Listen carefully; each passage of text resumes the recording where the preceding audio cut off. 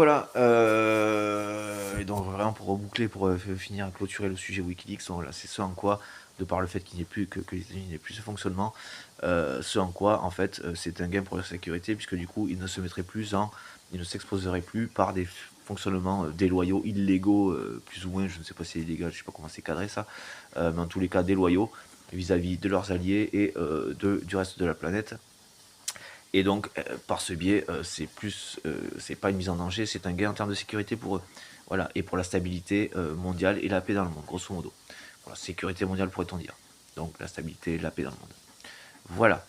Ce en quoi cette personne, le travail auquel se sont évertués, je crois par-dessus marché que c'est aussi quelque chose qui est verbalisé comme étant destiné à, comme étant l'objet de, et c'est effectivement les conséquences en termes de réalité, enfin en tout point en fait, que ce qu'elles ont, effectivement. Puisqu'effectivement, il y a des choses qui étaient peut-être classées, secret défense, ce genre de choses. Je sais qu'il y a différents degrés dans les termes, secret défense, top secret, bon, enfin, passons, c'est différent.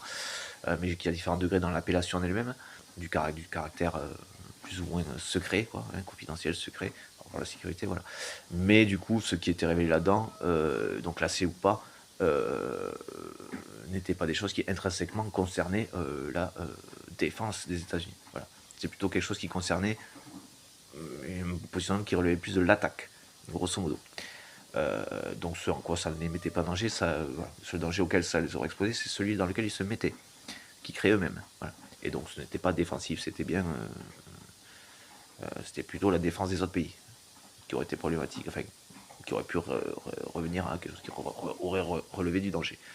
Et encore une fois, c'est toujours pareil, quand on n'est pas attaqué, seuls les psychopathes sont dans ce fonctionnement d'attaque par contre. Voilà.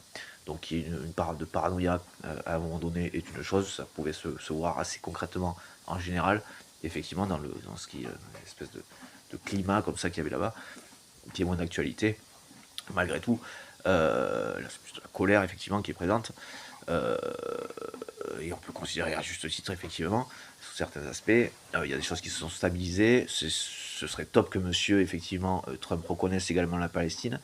Je veux dire en termes de justice, de reconnaissance de la justice, il y a quand même quelque chose de réel et d'important à ce niveau-là. Voilà. Monsieur Netanyahou n'est pas une valeur, l'Israël n'est pas monsieur Netanyahou, voilà. Ce qui effectivement, alors j'aime pas trop le degré parce qu'il y a une connotation religieuse, mais enfin bon, c'est comme ça que je ne suis pas directement concerné, et ici la France non plus directement par cet aspect-là, parce par la ville d'Israël en elle-même, pas directement, voilà. Et donc des personnes qui s'étaient